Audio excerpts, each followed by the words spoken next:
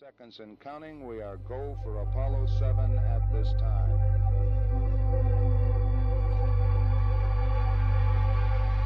T-minus 50 seconds. The vehicle now pressurized and the vehicle is go, as is the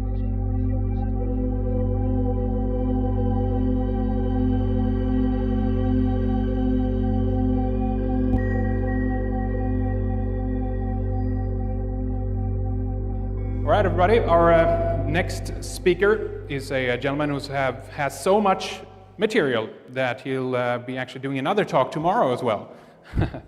And he has a Bachelor's of Arts in Biblical Studies and Philosophy, a Master's of Arts in Historical and Theological Studies. He has a doctorate in Patristics from the University of Oxford. He is also the author of many, many fascinating books, so many that I've lost track at this point. His focus in the field of alternative research, of course, history, archaeology, science, and a lot of other strange stuff as well. He's definitely done some groundbreaking work in these kinds of fields that we cover in this conference, and fueled a lot of creative flow, I think, for a lot of people other researchers who've picked up a lot on his work as well, sparking debates and all kinds of issues on that. So he's been looking at the post-World War II system of hidden finance. And after, basically countries were destroyed and looted, putting the focus on the American intelligence community and the international banksters as well. What is ironic, of course, is the success of the technological achievements of this hidden program and UFO technology was based in large part on the utilization of Axis funds, talents, and technology. His website is gizadeathstar.com. His first talk today then is going to be on Bullion, Brains, Bonds, Financial, Historical, and Cultural Analysis of the Breakaway Civilization and its analytical and policy formation culture. There seems to be hardly any subject that this man haven't or can't address, and his scope is like few others. Please give a round of applause for Joseph P. Farrell.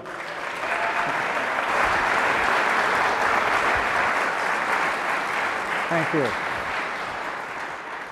Can everybody hear me? Good, all right. So how are we going to pay for all this stuff? What I'm going to do is take you through kind of a review of a very complex, difficult case that I've been outlining in several books and try to make clear my process of reasoning for saying the things I do. The books that, if you're not familiar with them, the SS Brotherhood. Now what I'm going to do in this talk, I have another one tomorrow, I'm primarily concentrated on the strategic and financial aspects of this system of finance and what the the intelligence community was confronted with the UFO problem in the post-war world. There's 4 points to my talk, the 2- and 3-fold post-war strategic problem. We have 3 problems essentially that we're going to be talking about today: communism, UFOs, and Nazis, not necessarily in that order. The second problem is the mechanisms of secret finance. In other words, how are we going to pay for all the extraordinary technology that Mark and Mike outlined for you this morning, and a great job on both of them. What we're really going to be looking at is all of the Axis plunder. We tend to think of only the paperclip scientists as being a part of this project, but this is not true. We have to look also at what was done with all of that Axis loot that was captured by the Nazis and the Imperial Japanese as well during World War II. And we're going to be talking about some financial fraud on a very, very high order, and I'm assuming also that Secretary Fitz is going to be addressing some of these things in her talk tomorrow. And the final point there, point number 3, I'm going to be talking about the bearer bond scandals that emerged in the last decade. I think this is an important and overlooked part of the story, because as far as I'm concerned, we're looking at indications of a hidden system of finance that runs in the trillions of dollars, and this would be the funding mechanism in part for some of the technologies that you saw this morning. And then finally, I'm going to sum it up with some general indications. Now, my thesis here, I'm going to be reading a lot to you because the devil is in the details. My thesis here is very simple. The post-World War II national security establishment was faced with a threefold strategic problem. The first was the post-war Axis elites. They didn't just die and go away quietly into the night. And there are indications of an ongoing independent research projects threatening the national security of the United States, and we'll get into that in this talk. The second is the communist Soviet bloc, obviously. And then finally, and in my opinion the most important, is the UFO and demonstrations that occurred over sensitive airspace and defense installations. I'll be talking much more about that tomorrow. That's a huge part of the problem that we have to look at in terms of a secret space program or breakaway civilization. Now, each of these factors contributed to the formation of a national security, finance, intelligence, military, industrial complex. And additionally, the national security establishment would have concluded that some UFO activity, and I'll review it tomorrow, constituted a threat, perhaps not an imminent one, but a threat nonetheless. And this is the key point. This will require the institution of a long-term mega Manhattan project. And of course, once we've said that, we need the financing. Now, the perception on the part of the national security apparatus that some UFO activity could be construed as potentially threatening and therefore potentially hostile required them in their thinking, and what we're trying to do here, folks, is reverse engineer the policy formation culture of the national security establishment in the United States. So this would have been viewed, in my opinion, as something that they would have viewed as potentially hostile. And this requires the establishment of this long-term mega Manhattan project in order to investigate and, if possible, develop the technologies to emulate the performance of the UFO. And this you saw in particular in Mark's excellent presentation this morning. Now, this required in its turn the establishment of an immense and entirely hidden system of finance. And I want to stress this point because if you're wondering why the financial world now makes no sense, I think this talk may give you some clues as to what may be going on behind the scenes. Now, this system of finance has to be entirely hidden. In other words, what I'm talking about now in this talk is not the black budget. I'm talking about something even deeper and even more off the books, all right? Now, this finance system, this hidden system of finance, was laid in the years immediately following World War II, and we'll get into the details in this talk. It's based to some degree, though not entirely, on the striking of a modus vivendi with the former Axis elites in order to utilize their funds and their talent and their technologies. So what we have, I'm suggesting to you, and what we will see as I outline in this talk, is the institution of financial fraud on an industrial scale that persists over several decades. Now let's look first of all at the first strategic threat very briefly, the communists. And there's 4 points that if you go back to the time period from 1945, the end of the war, on up to, say, the early 1960s, there are 4 factors that I think weigh very heavily in the culture policy formation culture of the hidden intelligence and national security state. The first, obviously, is the memory of Pearl Harbor and the threat of surprise attack, because we quite literally lost most of our fleet in Pearl Harbor.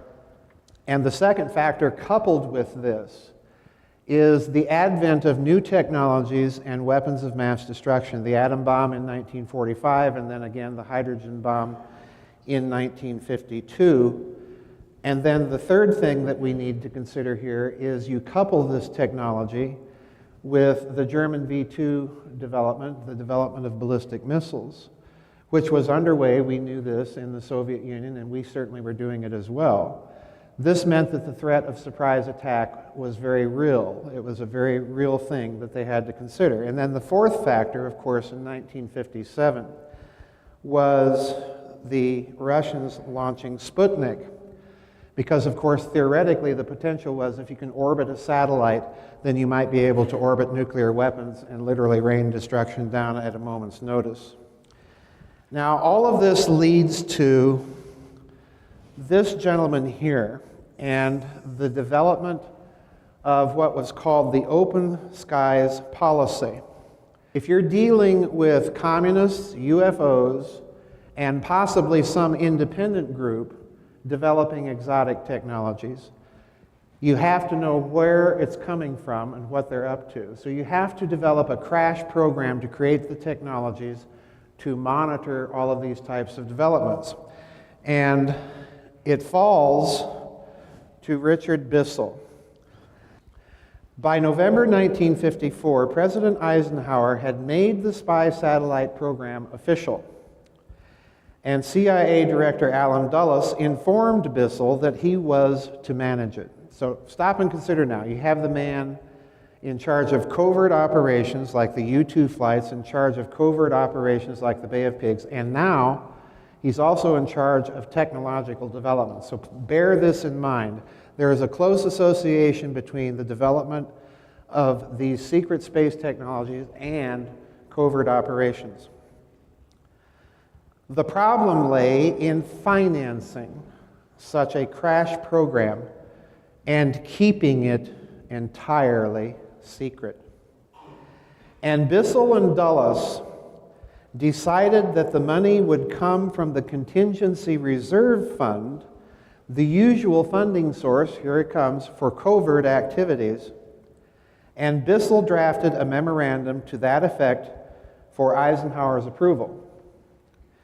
It was the use of streamlined procurement procedures, and here comes a key phrase, unvouchered funds, that had contributed to its success.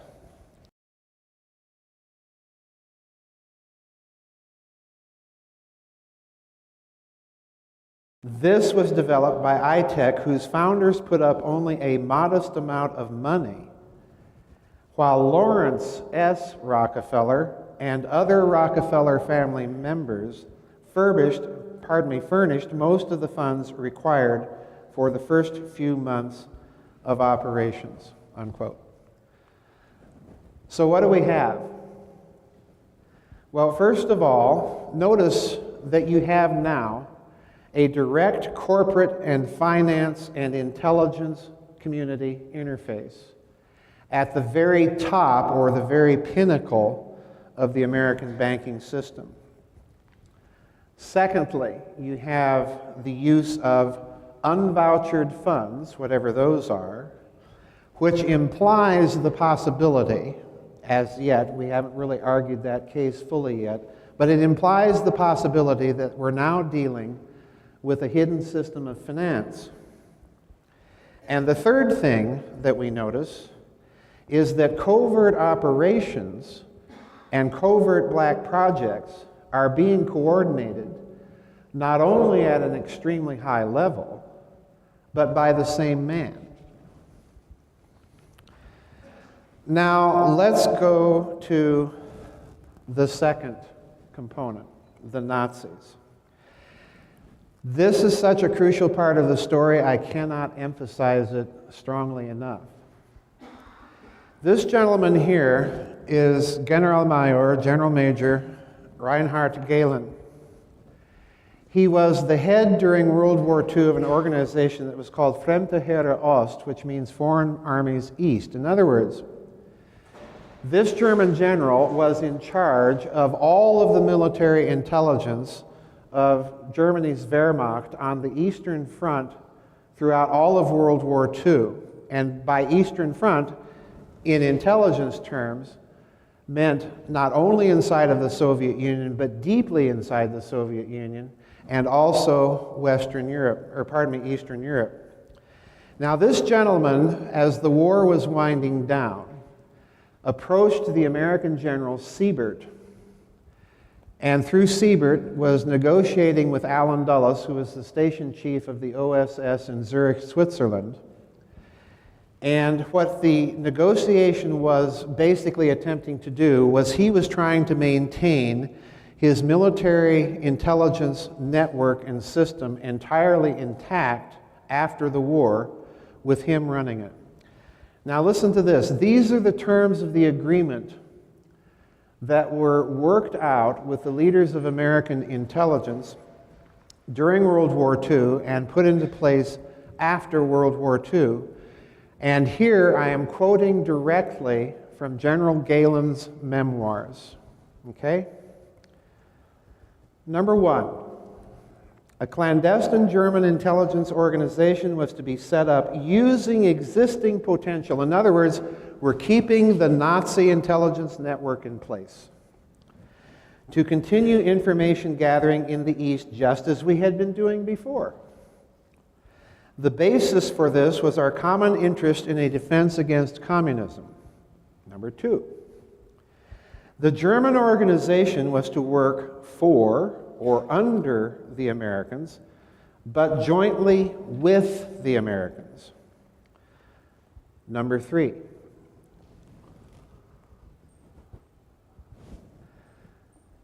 the organization would operate exclusively under German leadership. In other words, what he's telling you there is that part of the negotiation left him in place and in control of this intelligence network after World War II.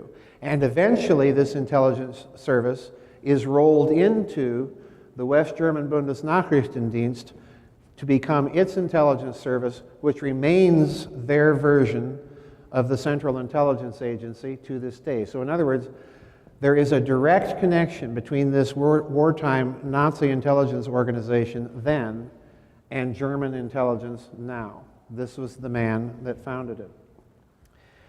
Would operate exclusively under German leadership, which would receive its directives and assignments from the Americans until a new government was established in Germany. Number four, the organization was to be financed by the Americans with funds which were not to be part of the occupation costs, and in return, the organization would supply all of its intelligence reports to the Americans. Number six, this is the one I loved. Listen carefully. This will, I hope, show you exactly what's going on. Should the organization at any time find itself in a position where American and German interests diverged, it was accepted that the organization would consider the interests of Germany first, unquote. What a deal, huh? This agreement with Galen's organization, and please understand, Galen commanded a massive organization which included exilee or expellee fronts of people from White Russia, from the Ukraine, many of them headquartered in this country, incidentally. Think Dallas, Texas in the 1960s. This meant, according to Oglesby, that this agreement, quote, substantially preempted the CIA's civilian character before it was ever born.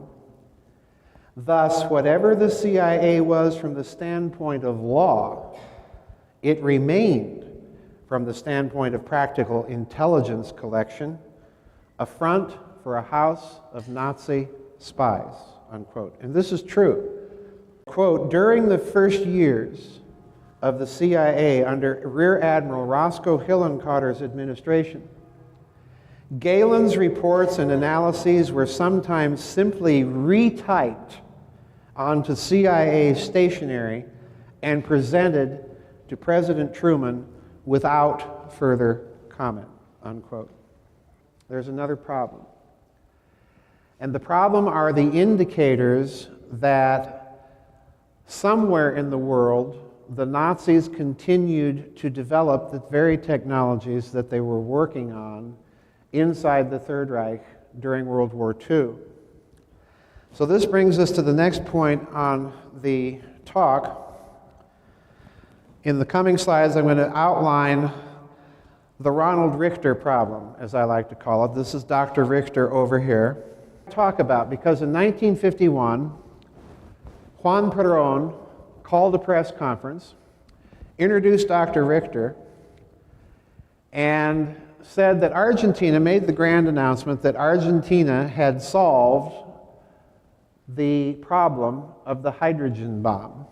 And we hadn't even exploded ours yet. That was a little over 8 or 9 months later in 1952. So in other words, Argentina is trying to steal our thermonuclear thunder, so to speak. Richter is talking about is cold fusion, okay?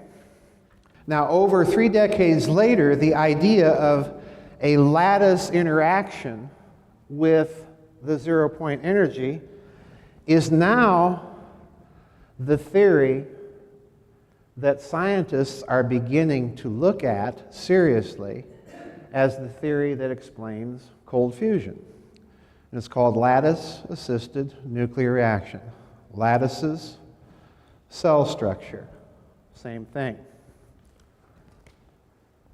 The third problem that the national security establishment has to look at, besides all of these Nazis down there in Argentina doing very strange things for Juan Perón, and besides the communist bloc, is we have a UFO problem, okay? And I'm going to try and highlight what I think are 3, not the only, but at least 3 of the major contributory factors that if we're going to reverse engineer the policy formation culture of the national security establishment that we have to look at. The first is obviously 1947. There's a huge UFO flap in the year 1947. I believe Richard Dolan at one point when we talked recently said that there were something like hundreds of them all over the world.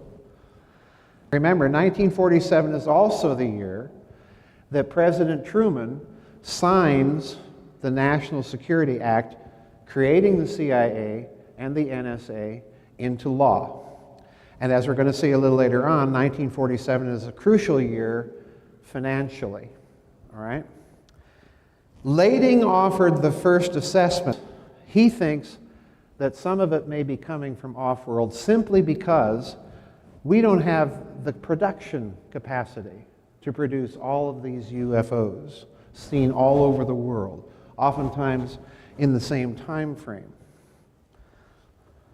To this, in my opinion, the sheer numbers of UFO reports, the sheer scale of what's going on, and this is very true. I don't even have to say in my opinion, because this is what Lading thought. This convinced him that no contemporary production infrastructure existed on planet Earth to produce and account for all of these UFO reports. So he comes to entertain the extraterrestrial possibility as early as 1948. And there's a school of thought out there that thinks that Lading was actually responsible for a well-known document in ufology called the White Hot Intelligence Estimate, where this idea is first broached for the first time in Air Force intelligence literature, that no terrestrial explanation by itself could account for all of them simply because of the enormous cost and production difficulty. Now, I keep saying enormous cost because obviously we're leading up to the financial problem here. So what are the implications of this?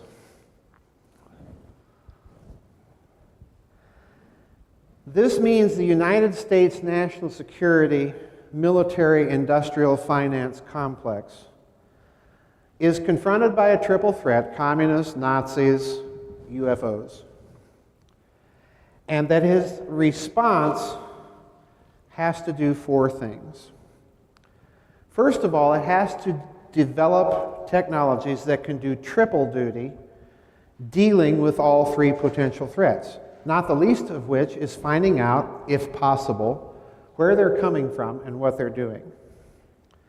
Secondly, since the UFO represented the greatest long-term potential, not imminent, potential threat, a long-term program had to be put into place to emulate its technological performance. And that requires, number three, a decades-long financial commitment. In other words, this is the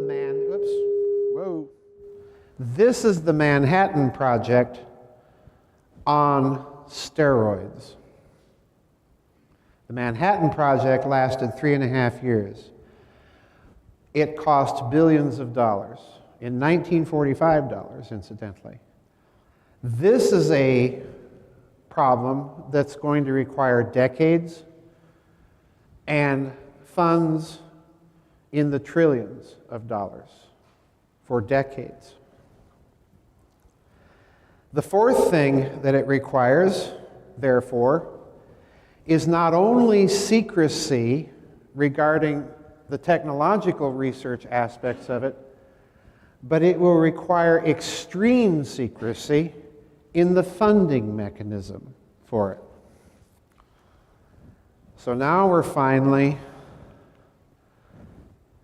at the third point of the outline: Axis plunder, market manipulation, and fraud. Now, I'm going to be talking about two essential points: Truman in 1947, as I indicated earlier, and this Axis plunder and its relationship to the National Security Act and the hidden system of finance, which are in turn all related to the problem of the UFO and therefore to secret space programs and breakaway civilizations. But I want to draw your attention here for a moment to the second point up here: the formation of the Bilderberg Group and Operation Paperclip. Now, the Bilderbergers, as you know, were founded in 1954. That's when they began meeting. On the Western Anglo-American side, you had, of course, Lawrence and David Rockefeller pushing for the formation of this group. You had, of course, the involvement of the Rothschilds in Great Britain. But on the European side, who do you have? Well, you have Prince Bernhard of the Netherlands. Now, Prince Bernhard is a minor German nobleman, but here's the curveball. Most people don't know that Prince Bernhard was kind of a middle echelon manager for guess who? Interessen, Gemeinschaft, Farbenindustrie, Aktionsgesellschaft, IG Farben.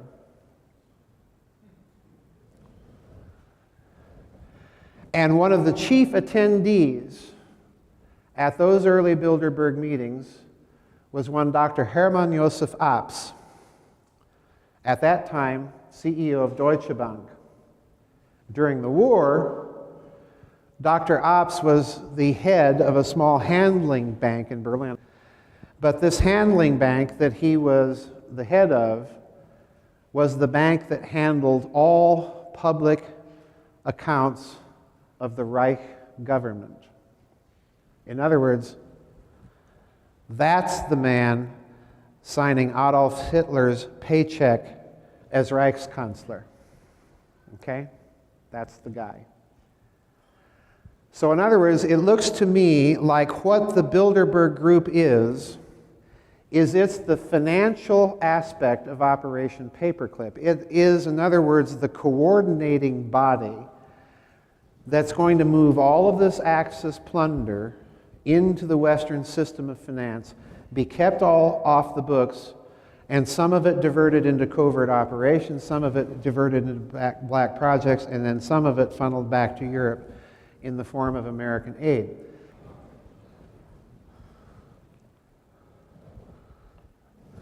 Now let's look at this Axis loot for a moment, because everyone thinks about the Nazis going around Europe and plundering art treasures and stockpiling everything. Nobody remembers the Japanese. But in point of fact, throughout World War II, there was a Japanese operation called Operation Golden Lily. It was led by a member of the imperial household by the name of Prince Chichibu. So in other words, this is not even in the hands of the Kempeitai. It's not even in the hands of Japanese intelligence. This is directly an operation of the imperial house. And what they did is they went in. You think the Nazis set the level for efficiency of plunder. The Japanese went into Asia and China and Southeast Asia and literally suctioned every last scrap of any kind of precious metal, gold, silver, platinum, you name it, jewels, cash, artworks, ancient manuscripts, everything that they could lay their hands on to bring it back to Japan. This was called Operation Golden Lily. Now, this gentleman here, toward the end of the war, after the American invasion of the Philippine archipelago, learns about it. And his name is Captain, later General, Ed Lansdale. That name might be familiar to some of you JFK assassination researchers. Lansdale learned about Operation Gold Lily and all of this vast loot that was buried on Luzon and Mindanao and all over the Philippine Islands. And when he learned about it, he flew to Tokyo to debrief General MacArthur. And MacArthur said, well, that's interesting. I need you to get on a plane and fly to Washington and brief President Truman. We're talking again, folks, in 1945 dollars terms of billions of dollars. Billions. So Lansdale flies to Washington and briefs Truman. Now please note right at the bottom here, this is the beginning in 1947, not only of a black budget, but please understand me now, something completely separate and totally hidden. Truman, on learning of it, discusses it with his cabinet and, quote, decided to proceed with the recovery, but to keep it a state secret, unquote. Now, folks, at that moment, President Truman put the American intelligence apparatus in the banking business. At that moment. I leave it to you to work out all of the implications of that decision for what's going on right now, both domestically and internationally. There's another aspect to this story.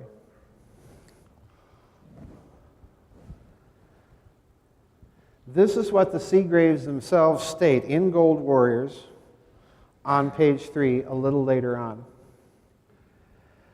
The treasure was combined with Axis loot recovered in Europe to create a worldwide covert political action fund to fight communism. This black gold gave the Truman administration access to virtually limitless unvouchered funds for covert operations.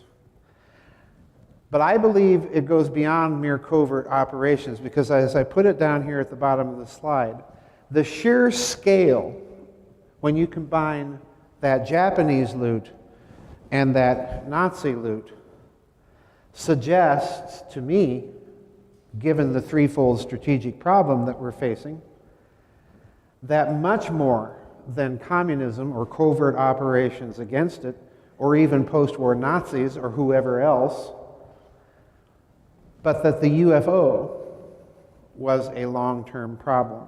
requiring that technological emulation. And if you're setting up a system of hidden finance, go back to what I said previously about Richard Bissell and the Rockefellers contributing their own personal private family funds to the development of the backup camera system for the early Corona satellites. Oh, we'll donate you the money. You don't have to tap the taxpayer. Go back to that element, and what you see now forming with this hidden system of finance is a nexus between this black projects world requiring its hidden system of finance, and that's going to demand, at some point, the participation off the books of the major prime banks of the West.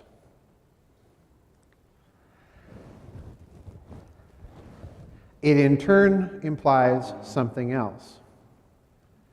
Since you're keeping all of that Japanese gold secret, it means that any amount or estimate of the amounts of gold that you see in the world today are probably badly obfuscated, and perhaps off as much as an order of magnitude. And that implies yet something else. Because if you're keeping this as a hidden system of finance, what you see you can do is you can take all that gold and all that silver and all those gems and all those bonds and all that liquid cash, move it into those participating prime banks, and keep it all off the books. That's your secret reserve. And you can rehypothecate that reserve over, because you see it's secret, over and over and over and over. In other words, what I'm telling you is exactly what Richard Dolan has said in his books. The UFO is not only the principal problem of post-war historiography, it's the principal hidden problem in finance. So let's look and sum it up. Truman's 1947 decision to keep all this Axis plunder a state secret implies truly profound and significant things for the long-term financial structure of the West.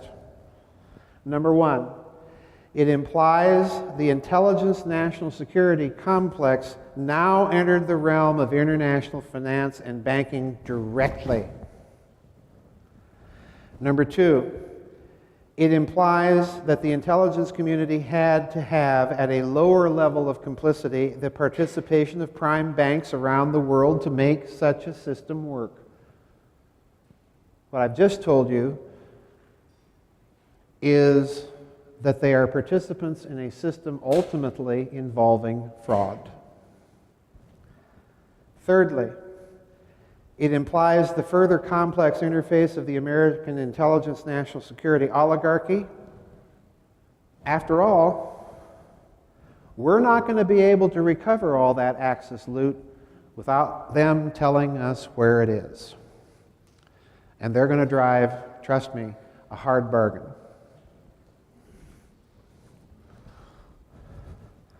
So it requires the interface not only with their scientists, but with their managers, with their technical people, and as we saw with Galen, with who? With their intelligence people. To the point that we keep that intelligence network intact.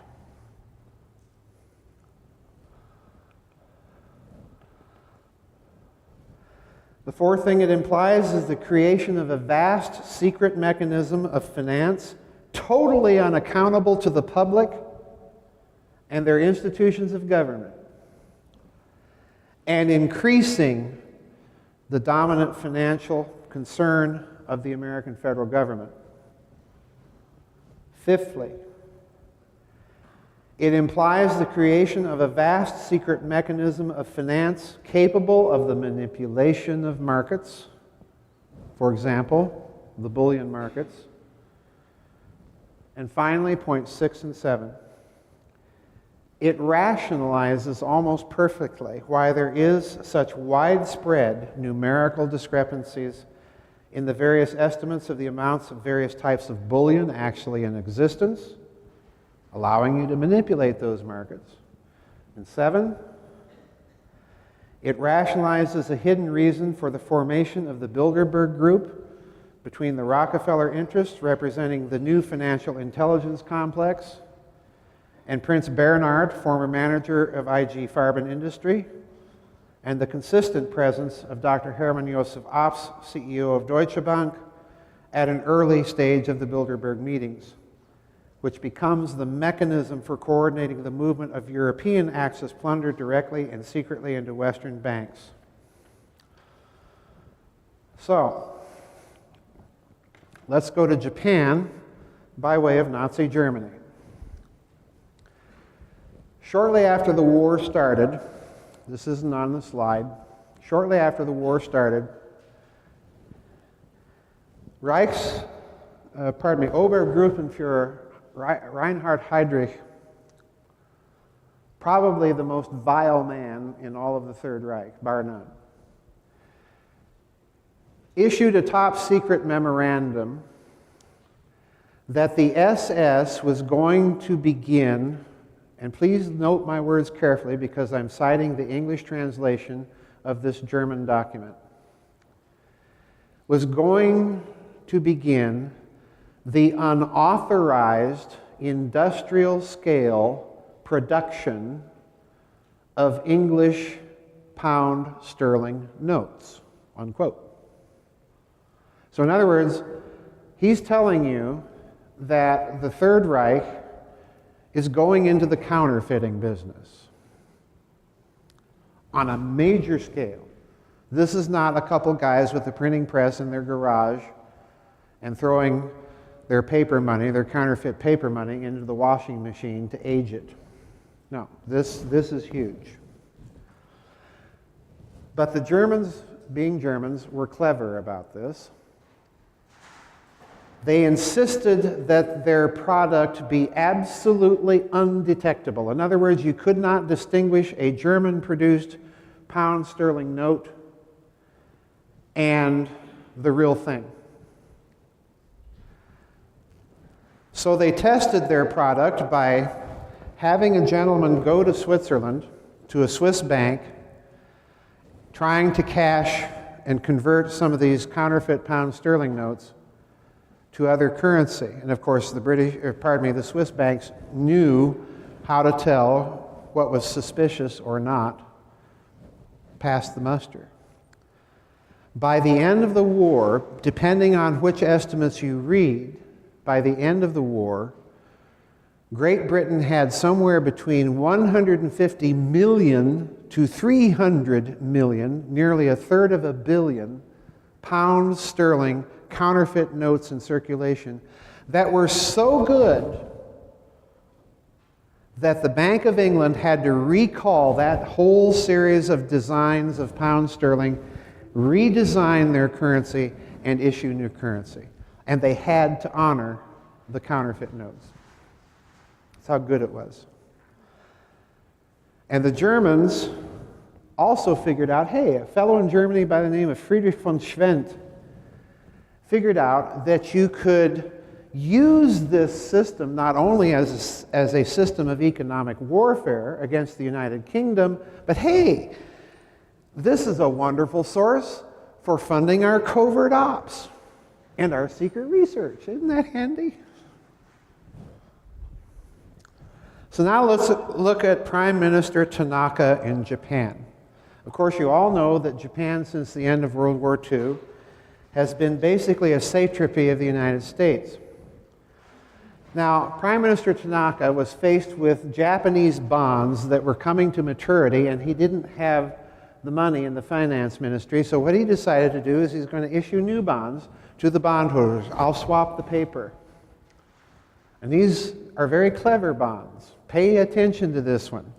If you don't think governments indulge in fraud on a massive scale in their own securities, this is essential to my argument. At the time, this is the world's second largest economy. So this again is from Covert Wars, Breakaway Civilizations. I'm citing Sterling and Peggy Seagrave, Gold Warriors, pages 127 and 128. I've got to read this to you. Not only were these IOUs, these new bonds, they're called 57 bonds, for astronomical sums of money, but physically, the 57s were unlike, pay attention here, folks, unlike anything previously issued by the government of Japan. They were not offered to the public at large, nor were they to be traded on the international bond market like normal government bonds.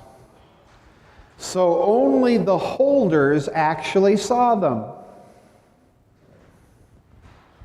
The magic of this scheme is that by their very difference, it was possible for the finance minister later to declare all 57s were forgeries.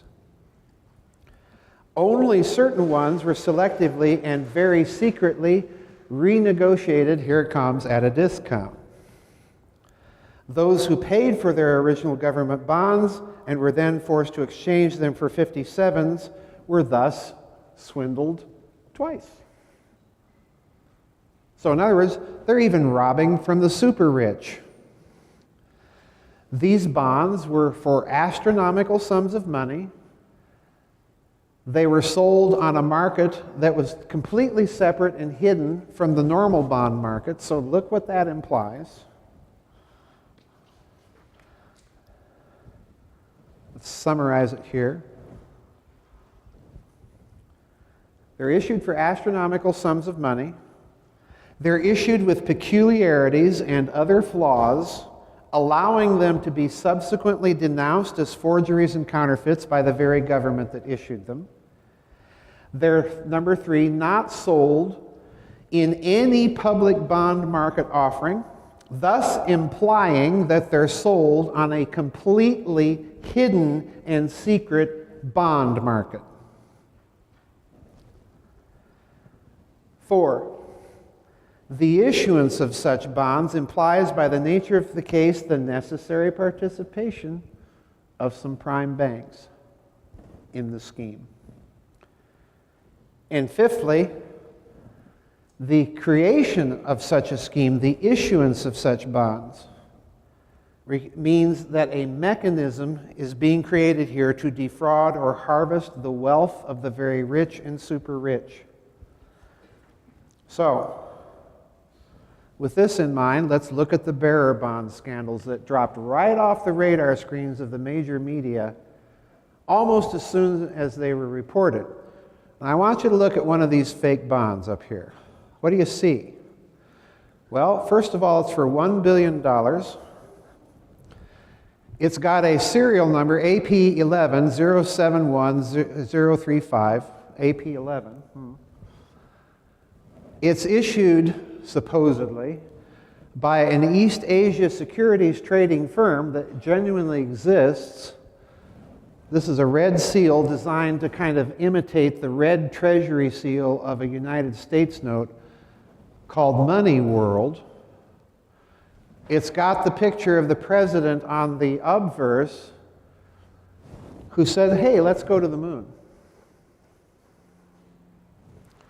It's issued in a denomination that officially the United States denies it ever issued any bearer bond in denominations of $1 billion, much less through Money World. On the reverse, what do you have? What do you see here? Space. The Lunar Excursion Module. The Space Shuttle. The Moon. Okay? Now, East Asia News, which is a Vatican-associated news service, which, incidentally, remember Hirohito scouring East Asia for all that loot? Guess what bank he put some of it in? Yeah. East Asia News, which has a Vatican connection, reported on the Italian bearer bond scandal that occurred in Italy in 2009 near Chiasso, where they recovered $134.5 billion of counterfeit bonds. The story wouldn't go away, and 2 weeks later, President Obama at a news conference had to state, well, these were all counterfeit. Oh, but incidentally, what he didn't say was that this was exactly the amount of money in the Troubled Asset Relief Fund.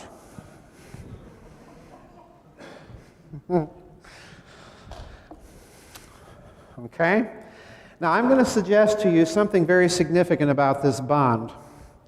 Let's assume it is fake, but that Money World, which trades in sovereign securities, incidentally, in East Asia, big trading firm, that Money World is sending a message.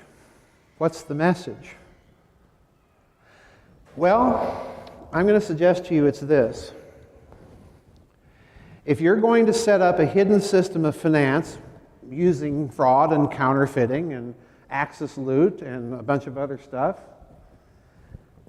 one of the things you might do to get the participation of prime banks is to collateralize whatever is found out in space. Kind of nifty, huh? Kind of like Venice.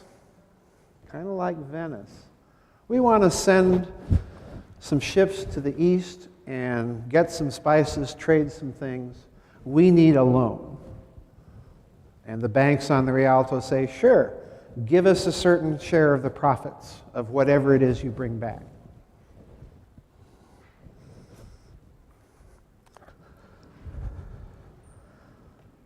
Could this be why they're talking about asteroid mining all of a sudden?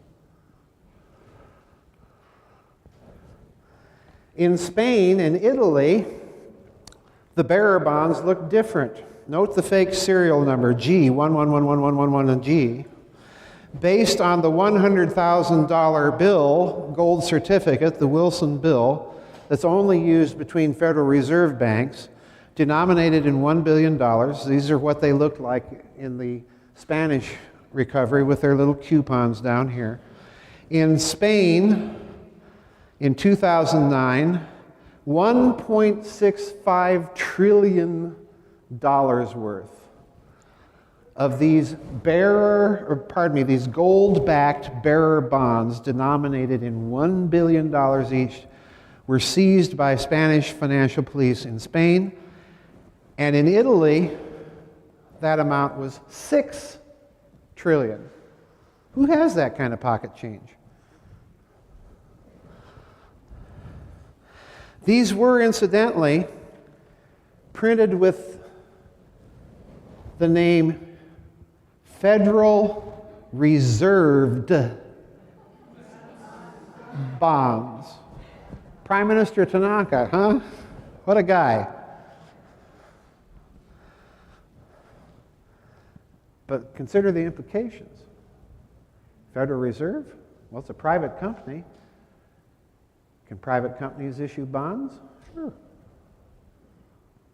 It's not coming from the U.S. Treasury. It's not us. There's your plausible deniability. In both cases, on the left, these fake bonds were found in strong boxes. Over here, the strong boxes of the Federal Reserve Branch Bank of Dallas. This was the one recovered in Spain. Over here in Italy, the Federal Reserve strong box of the Chicago Federal Reserve. In Spain, accompanying the bonds were bundles, $10 million bundles of $100,000 gold certificate, the Wilson gold certificates, banded in a metal band with the swastika logo of J.P. Morgan Chase Bank. Now, what might all this indicate? And this will be the penultimate slide for this talk. All bonds were first, of course, denounced as counterfeits. Secondly, Have you ever counterfeited a $7 bill? Counterfeiters don't go to all the expense to counterfeit things that don't exist. Why would counterfeiters produce something that don't exist and then counterfeit the strong boxes? And then run the same scam over and over again in spite of the lack of success in redeeming any of these bonds, even at extremely sharp discount. Still a lot of money. And do it counterfeiting things denominated in such astronomical amounts of money, as I said here, at such steep discounts you probably couldn't get many people. Why would you go to all the effort to run a counterfeiting scheme like that? Well, my conclusion is, even if they are counterfeit, they represent a real, though hidden, system of finance, because it's Tanaka's 57 bonds scheme all over again. Federal Reserve bonds, self-evidently fake serial numbers. They duplicate, in other words, the very real bonds scandal of the Tanaka government. So, final slide. Hello, there we are. What does all of this possibly indicate? Well, number one, we know that there's a post-war hidden system of finance established by President Truman in 1947 as a state secret, utilizing captured and recovered Axis loot. Number two, this hidden system of finance puts the intelligence sector into international banking directly. Number three, by the nature of the case, this hidden system requires the collusion of certain prime banks in the scheme and the participation of the former Axis elites to coordinate all of this. Interesting, we left the imperial family in power in Japan. Fourthly, the vast sums of money represented by the bearer bond scandals in the trillions of dollars far exceeds any funding requirements for merely covert operations in the post-war period. Given the nature of that threefold strategic threat confronting the post-war national security establishment, almost said Nazi, Freudian slip there, folks, and given that the unvouchered funds were used to develop the earliest space technologies in the form of the spy satellite, every indication leads me to conclude that most of this hidden system was probably for the express purpose of funding a long-term secret technological development designed to emulate UFO performance. And you saw that with Michael Schratt and Mark McCandlish's presentations this morning. Fifthly, by the nature of the case, the vast sums of Axis plunder and the need for extreme secrecy over the long term in the development of these technologies implies that this mechanism constituted a secret reserve by which to defraud the extremely wealthy, and since this reserve was secret, it can be rehypothecated over and over again, creating virtually a limitless leverage and liquidity in the system to fund all of those black projects. And sixthly, by the nature of the case, we are looking, in my opinion, at a part, not all of, but certainly a part of the financing mechanism for a vast and secret space program. Consider, trillions of dollars just in 2009. Consider that system extrapolated over time from 1947 to now.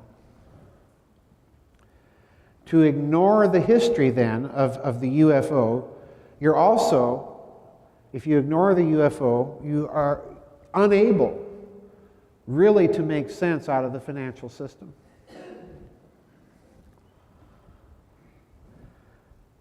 This mechanism is put into place to deal with it. And therefore, to ignore it, to borrow the phrase and insight of Secretary Fitz, This constitutes a gaping material omission, not only in the historiography of the period, but in the understanding of the nature of the current financial system. And that's it.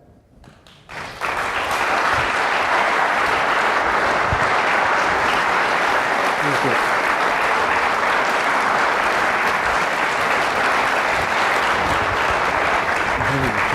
Good stuff. Huh? Good stuff. Thank you.